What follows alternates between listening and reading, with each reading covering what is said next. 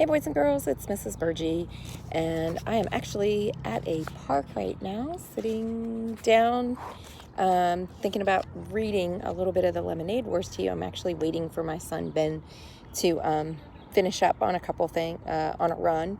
So I thought I would go ahead and read chapter 6 of the Lemonade Wars to you.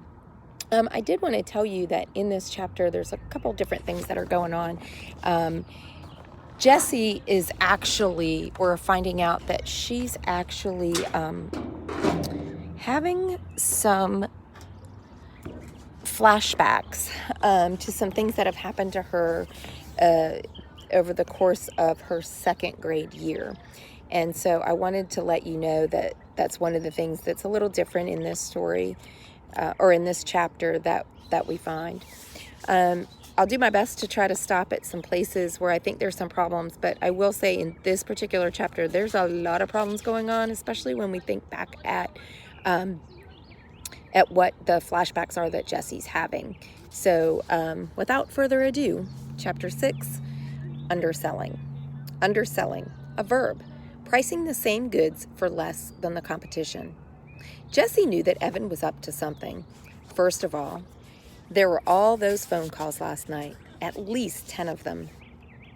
Then he'd come knocking on her door this morning, asking if he could have the pieces of foam core that she had leaning against her bedroom wall. No way, she answered. That's for my Labor Day project. Oh, give it up. Today's Thursday, the contest is Monday, and you don't even have an idea yet. I do too have an idea. I'm just not telling you. Jessie still didn't have a clue about her Labor Day project, but she wasn't going to give Evan the satisfaction of knowing that. Then how come you haven't done anything? Evan said, pointing to the blank foam core on the bags of the untouched art supplies. You're supposed to have pictures and typed up information and big title. It's supposed to be like a school report. Jessie scrunched her eyes and she pursed her lips in a "you're such an idiot" look. Don't worry. It's going to be great, and it's going to win first prize. And anyway, Mom bought all those supplies for me, and I'm not giving them to you. Jessie heard Evan mutter, "miser," just as she slammed the door in his face. And now 3 of Evan's friends were over, Paul, Jack, and Ryan. All 3 had shown up with paper bags. They were all in the garage making lots of noise, with the big "keep out" sign taped to the door. Not that Jessie would have gone in there anyway. Who cares what a bunch of boys were doing? But she had wished that Megan had invited her to come over before lunch instead of after. Jessie went into the kitchen to make a turkey sandwich. The boys had left a slimy mess of peanut butter, Doritos, and yes, sticky puddles of lemonade mix. Jessie quickly looked at the trash can under the sink. There were 12 empty cans of lemonade mix. 12! That was 96 cups worth of lemonade. 96 possible sales. Holy cow. So right there, that could be a problem for Jessie, that Evan and his friends may actually be making a lemonade stand right now. So that could be a problem. Evan's also having a problem in here where he's trying to get supplies from Jessie and she doesn't want to give those to him. Where had Evan gotten the lemonade? He hadn't gone to the store, and he didn't have any money anyway. Then Jessie remembered the paper bags that Paul, Ryan, and Jack had carried in. She bet the boys had all raided their freezers and brought over a stash. That didn't seem fair. She and Megan had to buy their own lemonade today using the money they'd made yesterday. How were they going to stay ahead of the game if the boys had free lemonade to sell? Think, Jessie, think, she thought to herself. She couldn't let those boys win. By the time she finished her lunch and cleaned up her mess, she wasn't going to lift a finger to clean up the boys' mess. She had the beginnings of a plan in her head, which is why she found it doubly confusing when she knocked on Megan's screen and Carly Brunell had come to the door. Jessie'd been all ready to say, "I've got a great idea," but there was Carly looking down at her as she was an earwig. Is Megan home?" asked Jessie. Carly didn't open the screen door as she looked left and right behind Jessie. "Well, where's Evan?" "Huh?" Megan came running downstairs carrying bottles of nail polish. "Oh, hi, Jessie," she said, opening the door. She poked her head out and looked around. "Where's Evan?" "He's at home. Why?" asked Jessie. Carly made a noise like a snorting hippopotamus. I thought you said he was coming, said Megan. No, I didn't, said Jessie. You said it would be fun to make a lemonade stand with all three of us. And I said, yeah, that would be fun. So, didn't he want to? Asked Megan. I never asked him, said Jessie. Oh, I thought you were going to, said Megan. Then you should have said, hey, Jessie, ask Evan if he wants to make a lemonade stand tomorrow.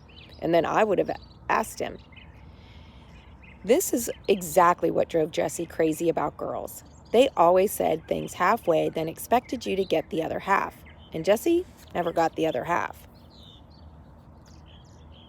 Carly gave Megan a look. Jessie wasn't positive what that look meant, but she was pretty sure it wasn't a nice one. That was the other thing that Jessie hated about girls. They were always giving looks that contained all kinds of strange and complicated messages. So right there might be a little bit of a problem. Jessie not understanding the messages that people are trying to give. Here's one of her flashbacks. Last year in second grade, there had been 4 girls who were always exchanging looks with one another.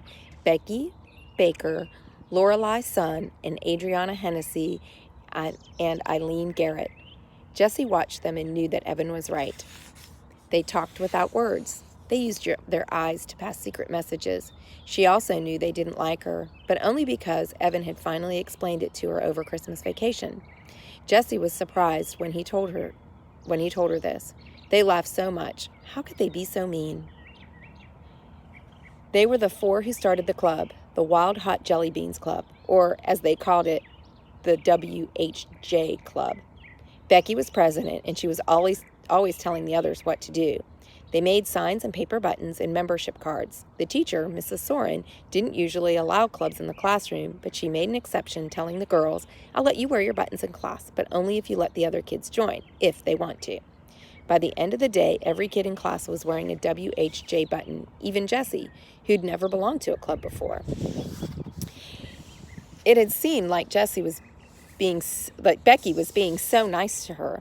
That should have been your first clue, Evan told Jessie later. Becky made extra buttons for Jessie and even helped tape them all over her shirt, and she made a special membership card for her and even a WHJ sign that she helped Jessie glue onto her writer's workshop folder.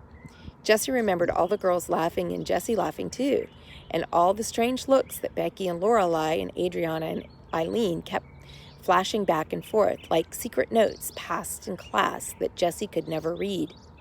The very next day, Mrs. Soren collected all the buttons, gathered up all the membership cards, and even replaced Jessie's writer's workshop folder. No clubs in the classroom, she said. I made a bad choice by allowing it, even for one day. So that could be a problem for Jessie there too, right? On the playground, Jessie went up to Becky. Why is she breaking up the club? She asked. Becky gave her a sour look. She had been grumpy all morning. Don't you get it? WHJ doesn't stand for Wild Hot Jelly Beans. We just said that to Mrs. Soren. It stands for We Hate Jessie. It's the We Hate Jessie Club, and everyone in class is a member. Jessie stared at Becky. Why did they hate her? What had she ever done to them? It just didn't make sense. And then Lorelei, Adriana, and Eileen had laughed, and even Becky had managed a smirky grin. They're just not nice, said Evan later, when Jessie told him the whole story. They've got rocks for brains. But Jess, you gotta be on the lookout for girls like that. That's the end of her flashback. But she's remembering these things that had happened to her. And it's also kind of important to think about that Evan is really trying to stick up for her then. So this might have something to do with some of the other problems that Jessie and Evan have had because they've been so close to each other. So it's just something I'm talking to you and wanting you to know. So I'll get back to the book. Standing in Megan's front hall, Jessie stared at Carly. Something inside her, Carly was a girl like that. Look, said Jessie, doesn't matter. Evan can't come over. He's busy, and we've got to get going on our lemonade stand. I've got a great idea. We don't want to do a lemonade stand, said Carly. Jessie looked at Megan. It's just that Megan fiddled with her bottles of nail polish in her hand the same way she'd fiddled with her band bracelets the day before. It's kind of hot, and we did a lemonade thing already, and now Carly's over, you know? So, you said you wanted to, said Jessie, and I thought you liked me, she added in her head. She felt her lower lip tremble. Not now, she shouted inside. Do not be a big baby. Megan stood there saying nothing, fiddling with the bottles. Then she turned to Carly. Oh, come on, Carly. It'll be fun. We made a ton of money yesterday, and it was really fun. Carly crossed her arms, tightened her lips, and raised one eyebrow. It was amazing how she could raise that eyebrow. Jessie had never seen an eyebrow go that high. Oh, come on, Carly, Megan said again. Carly didn't move a muscle. Well, then I guess. Megan's voice trailed off. She clicked one bottle of nail polish against another, so it made a tapping sound that filled the nice long silence. I guess me and Jessie will do the lemonade stand alone. Carly dropped her eyebrow and her arms. Whatever, she said as she walked out the door. Spend the day babysitting if you want. The screen door slammed, followed by a huge bucket full of silence. Whatever, said Megan, intimidating Carly's voice. Jessie laughed, even though she was still stinging from the babysitting remark. Thanks for doing the lemonade stand with me, she said. Possibly another problem there. Carly calling Jessie, pretty much calling her a baby, but telling Megan that she was going to be babysitting her because of Jessie being so young. Are you kidding, said Megan. She's so stuck up. I didn't invite her over. She just rode by, and she said that you and Evan might be coming over. She just walked into the house. Are all the girls in 4th grade like her? Asked Jessie. She tried to sound casual.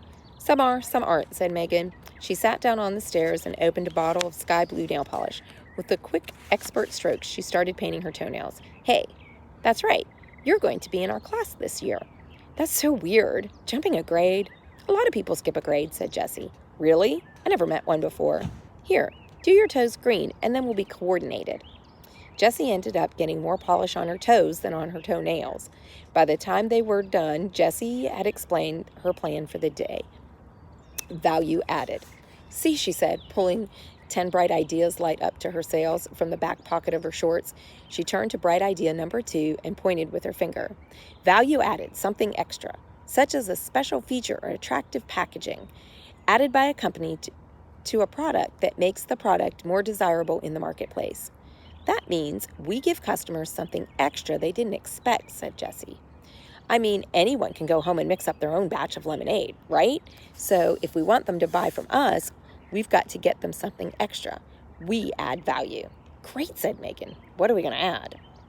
Well, how about chips and maybe pretzels? Everyone likes chips and pretzels. We'll just have a bowl on the table and anyone who buys lemonade can have some free snacks. So we're adding value. Snacks. Yep, except Jessie had stayed up late that night reading her mom's booklet. You know what we're really adding? Fun. That's the one thing people can't get all by themselves. It looks like we're selling lemonade and snacks, but we're really selling fun, and everybody wants fun. Wow, said Megan. That's really smart. It'll be like a party. Who doesn't like a party? Jessie nodded her head. She carefully tore out the definition of value added from the booklet and put it in her lockbox. Her mother always said, some ideas are like money in the bank. An hour later, they were all set up. The lemonade stand was newly decorated with streamers and balloons. 3 bowls of snacks, Cheetos, potato chips, and pretzels were set on top. Jessie had lugged Megan's boombox all the way downstairs, and Megan was doing the DJ thing with her CD collection. It looked like a party had somehow sprung up right in the middle of the hot concrete sidewalk. To anyone passing by, the lemonade stand shouted, "Come over here! This is where the fun is." As soon as the music had come on, customers had started drifting over. One of the moms across the street set up a sprinkler in her front yard, and soon all the kids in the neighborhood were running through the sprinkler and grabbing handfuls of Cheetos.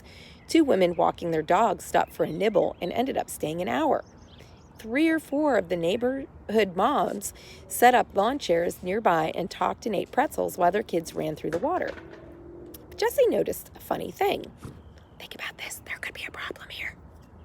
Even though there was endless buzz of activity around the stand, and the chips were flying out of the bowls faster than Megan could restock them, they weren't selling much lemonade.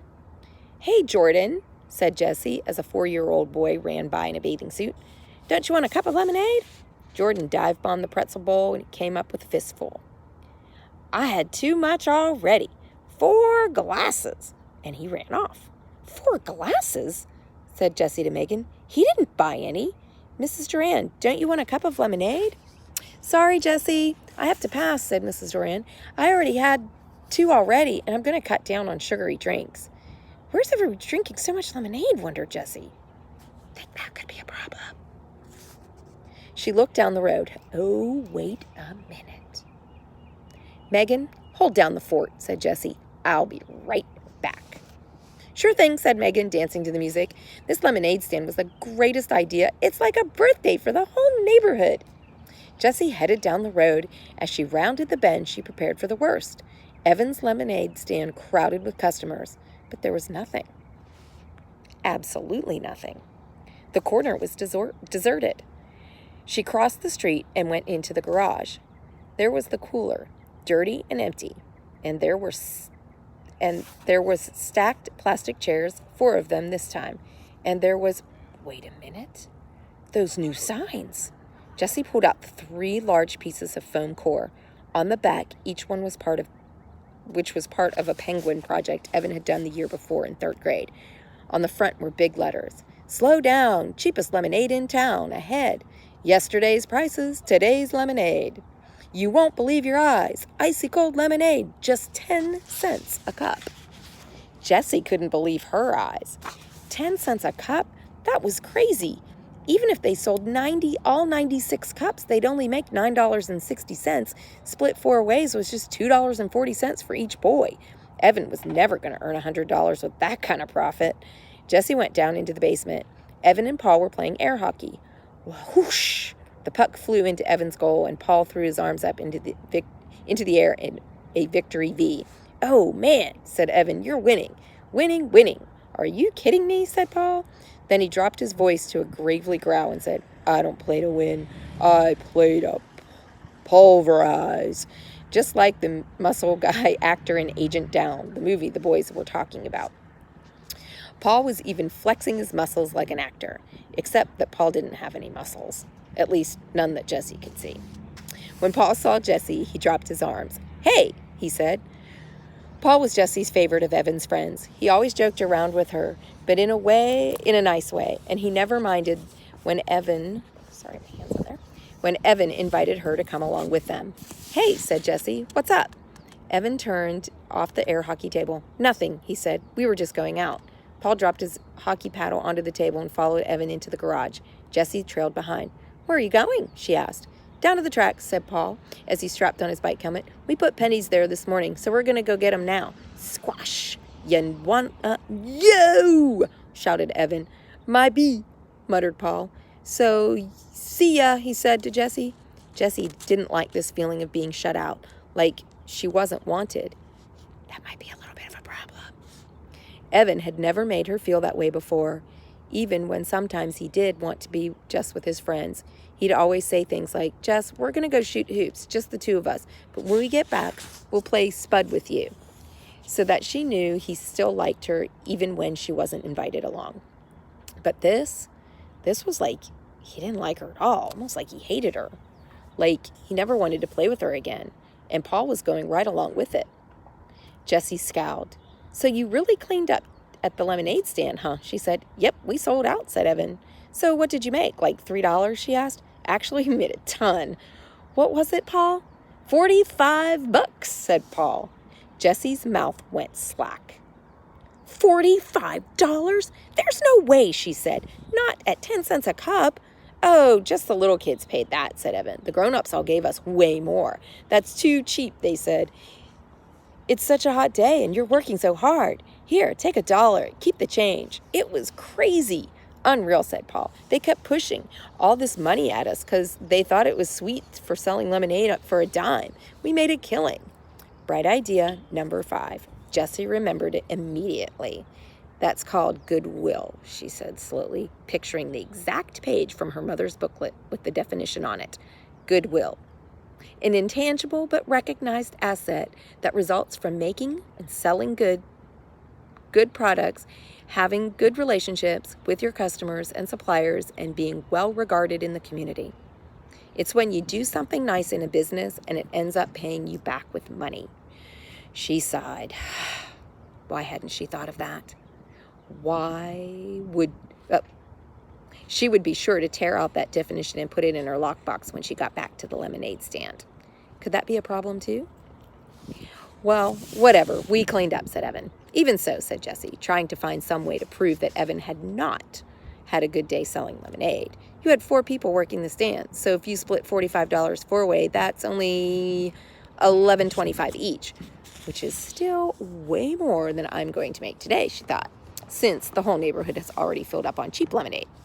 We're not splitting, said Evan. The guy said I could keep it all.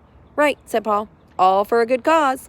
That's not fair, said Jessie. Sure it is, said Evan, as he got on his bike and pushed off. In case you didn't know, that's what it's like to have friends. Evan crossed the street. Ouch, said Paul. Sorry, Jess. And he followed Evan.